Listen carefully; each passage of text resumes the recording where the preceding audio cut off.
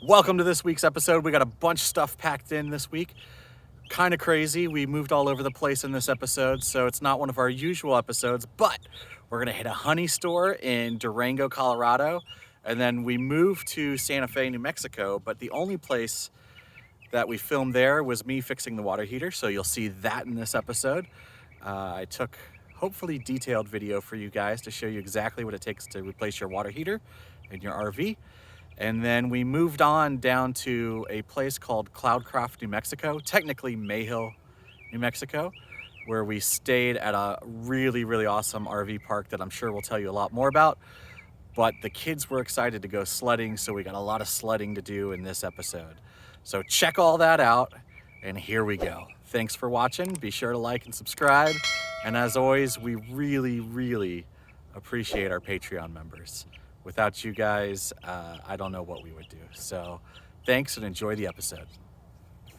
Welcome to Honeyville. It's a cool little honey place. As you'll see, they've got bees inside.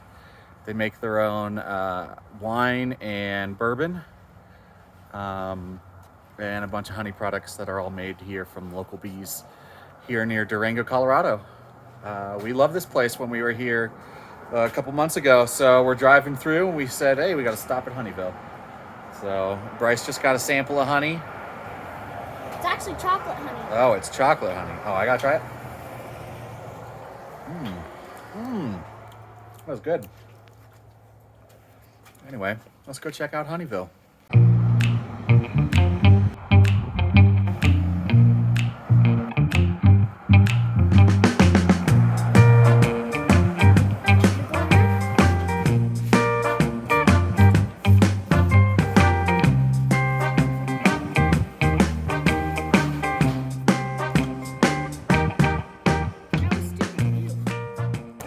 Bought the store out. Honeyville is like probably one of my favorite honey places, and we've gotten honey from all over our travels, and this is probably my favorite. They have all different kinds of products. They have samples of like liquors and wine and honey, and it's awesome, and it's definitely one of my favorite. So today we got a bunch of different types of honey butters. Some were seasonal, like we got a winter butter. The peach whipped honey butter is probably Mark and I's favorite. And they're like fantastic on biscuits. And anyway, I just love the store. So if you're out near Durango, Colorado, definitely make a tour up here to Honeyville and check out all the yummy stuff.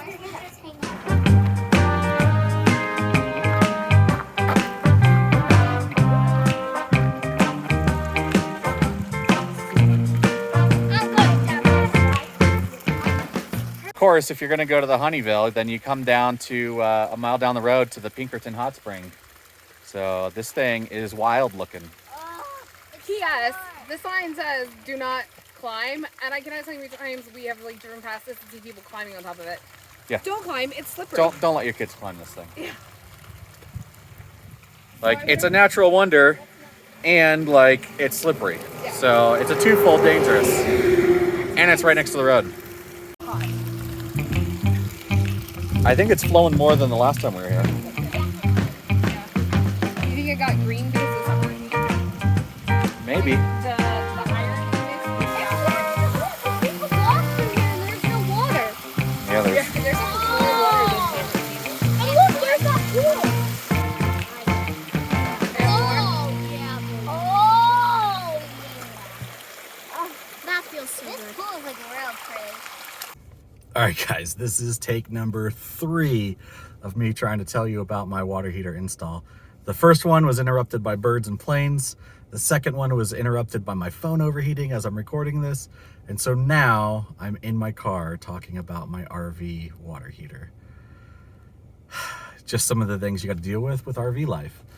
So, your water heater. There's a couple things you need to do when you're replacing your water heater. It's really pretty easy.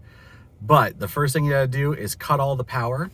So make sure you disconnect your battery, you unplug your electric from your, if you're at a hooked up site, make sure you flip all your breakers and everything just to make sure that there is no power running to this thing because you don't want to get electrocuted. So the second thing you need to do is turn off your propane and then bleed your propane lines.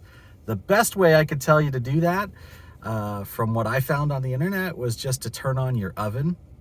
So if you have your propane oven still in your RV, turn that on, get a flame going, and then let it die out. With the propane tanks closed, that'll bleed all the propane that's in the tank. So once you've done that, you're free to disconnect the propane line that runs to your water heater, assuming, like us, you have a water heater that has propane and electric hookup. So you're free to disconnect the propane at this point. And then the next thing you're going to want to do is unscrew from the outside the 15 to 20 screws that are holding your water heater in place. Okay. After you've done that, the next thing is there's a line of sealant all the way around the RV water heater, and it's all gummy and goopy. And the easiest way I found to do that was just to get a little breaker bar device, which I forget the name of the thing, but you can see it here in the video. But you just use some kind of tool to separate the outside casing from the RV wall itself. And so, you know, it takes a little bit of effort. It's really not that much work. But once you've done that, you are free to pull the water heater right out of your camper wall. And now you've got a big old hole in your camper. So once you've done that, there's still about 3 or 4 wires, depending on your unit, that you have to cut. So it seems a little scary, but go ahead and take a picture beforehand like I did so you remember what the wiring is, because the wires in your camper might not match the same colors as the wires on your water heater. But if you take a picture, you won't forget what was connected to what. So go ahead and take that picture. And then the next thing you're going to want to do after you cut those wires is strip the wires that you just cut so that there's a connection that you can make to the new wires. All right, the next step is to take your new water heater, bring it over to where the old water heater was, and reconnect those wires. So the way I did that was by using these connectors that you crimp the wires to, and then you use a heating source, whether that's a lighter or a heat gun, preferably a heat gun, but a lighter will do just fine, to make sure that the connections are solid and waterproof. So connect those wires, and then you're free to stick the unit back into your camper. And once you do that, you're going to pull the propane line through and connect that back to the water heater. Tighten it up, make sure it's nice and tight.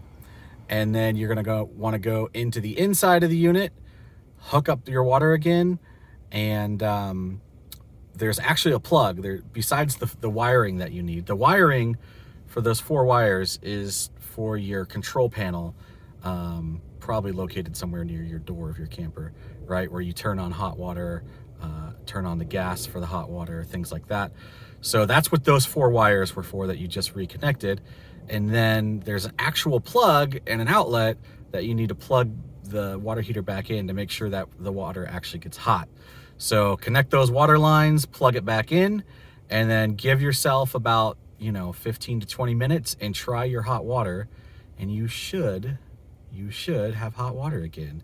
And if you do, then you're free to use the caulking and apply caulking around the outside, smush it all in, and then screw back in the new unit. So once you do that, you're done. It's that easy. Now, for me personally, we had some other issues. The bypass valves that we had from the old unit didn't really match up, so we tried that. We didn't show it in this video, but I ended up having to cut piping and redo some of that work, buy some new red and white pipe to connect to that to get it to line up properly so that there wasn't as much pressure on those bypass valves so that they wouldn't leak.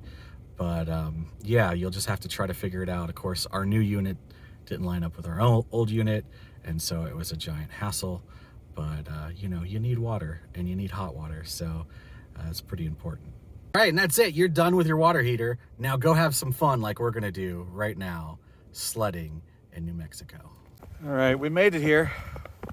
Wasn't where we were trying to go. They had the road blocked with emergency crews on the route we wanted to go. So we ended up here at the OSHA Trail, which is just outside of Cloudcroft, right near the Trestle Bridge. And the kids are sledding down.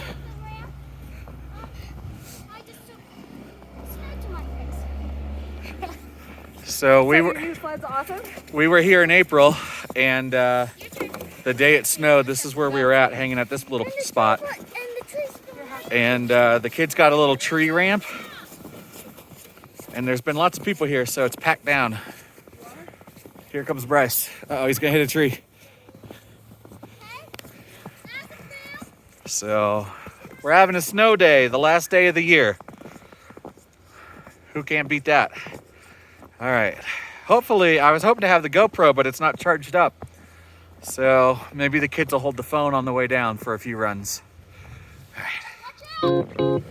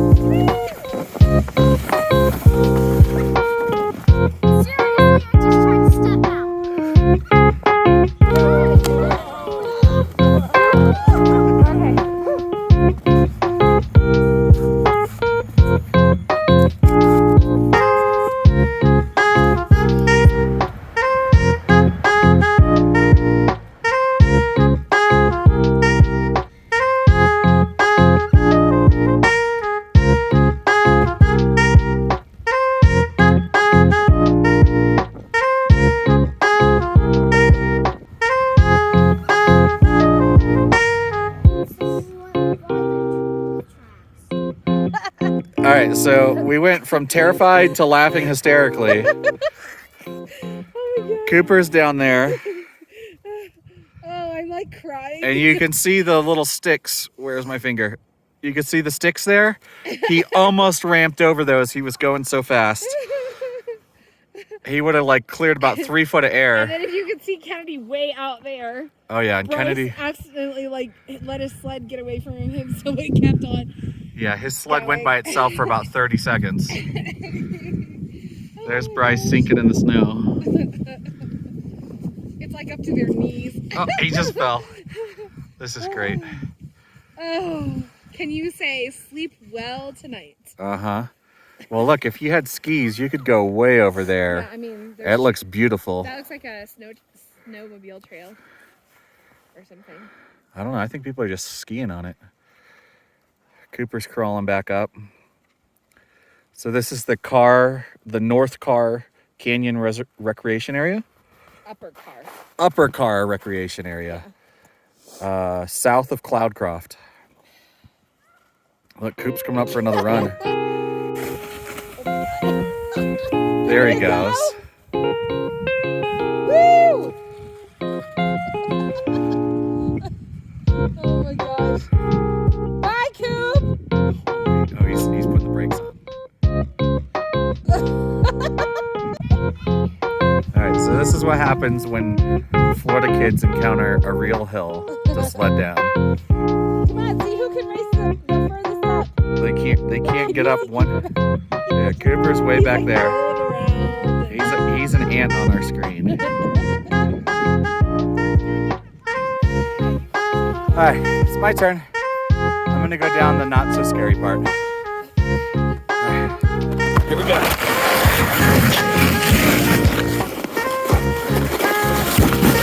Oh no, Cooper's on top of me. What is going on? Oh no.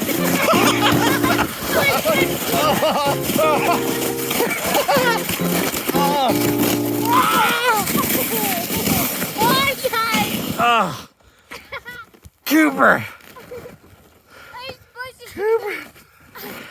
He started pushing me and then jumped on. Oh, that made it so much worse. It was so lumpy. It was so lumpy. Why would you do that? Because you would. I'm in shorts, by the way. It's freezing. All right. And I was still holding on that I had to jump on. That was the only option? Was for you to jump on? There's Jen way back there. Else you're gonna be pulling. You're a crazy person. Daddy took all the buffs from me. All right. Against my better judgment, I'm gonna follow them into the deep snow. Okay. Okay, you ready? Yeah. Hike up my pants, get me all ready to go. Just so everybody sees, he is totally in shorts. I got short socks on too. He doesn't even have his snow boots on. He didn't put his snow pants on, his snow boots. I really didn't think this area was gonna be snowy. I thought we were not gonna be able to sled, so Yeah. I wasn't really prepared. But I know everybody's like, does your husband have pants? He does. He just refuses to wear them. Okay, well, I'm not gonna be a dummy. I'm gonna put this through my hand. Here we go. Oh my goodness.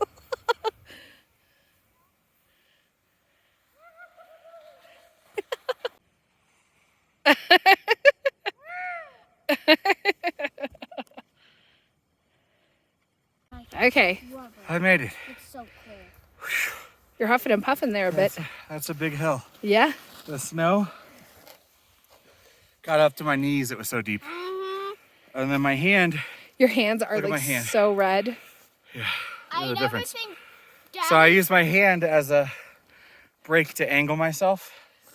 And that was fine at first, but no glove. So freezing hand. And then when you got down there a bit, it hardened up.